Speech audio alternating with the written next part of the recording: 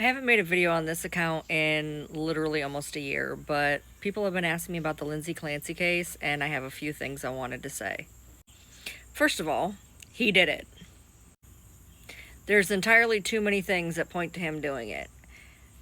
If she was unresponsive when all of the EMTs, the police, whatever got there, how did she manage to just spout out, "I tried to kill myself, and they're in the basement," and then go completely unresponsive? There is a TikToker who showed that the marks on the back of her neck could have been from him shutting the window on her neck. And another TikToker showed how the marks on the wall line up with what would have been the cuts on her wrist if she was dangling out the window, head facing down, by her ankles.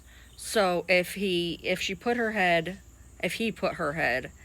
in the window, slammed it down on the back of her neck, broke her thyroid, put the marks on her neck, dangled her out the window, feet first, with her wrists going against there for the blood marks, and then dropped her down on her head, then he could have possibly done the kids then. And then after that, he left, did all of his bullshit, which is funny because if the Wi-Fi didn't work, how did she answer the phone for that 14 seconds? He came back, and then, so she'd been sitting out in the cold for a lot longer than what he says, because her temperature was 82 degrees. That's not going to happen in 20 minutes or whatever.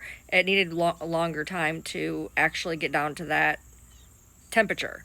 So he comes back and he realizes that when he goes down in the basement that one of the kids, the baby, is still alive, because a heart can only start again after so long. And somebody did all the math on here, and by the time that he came home, found her, found the kids, worked on the kids, got to the hospital, etc., you're looking at 30 plus minutes. But if there was a break when he was in the house by himself for just a couple of minutes, they said that he was in there by himself. The police said, they said that he was in there by himself.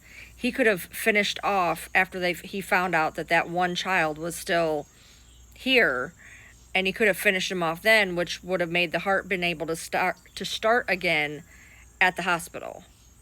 So if you were to follow along, first he tried to drug her. That didn't work.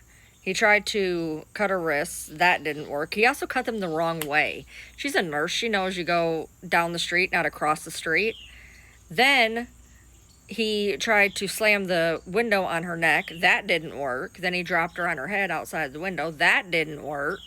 He totally did not expect her to live. And by the way, the voice that she heard, the man's voice saying to hurt her kids, hurt herself, I'm sure there was a man's voice, and I'm sure it was his. Somebody else pointed out that the shoe change was because he was a runner and he could have possibly ran from place to place as opposed to the car, because the timeline isn't correct either. And don't forget the email that was sent at 5:24 when he was supposedly at CVS, but he doesn't know if he sent it on his phone or his laptop. So this is a confuddled mess, and I'm sorry for that, but these are just some of the thoughts that's going through my head watching all this stuff with different TikTokers coming up with different theories and whatnot. These are just some of the things that are going through my head.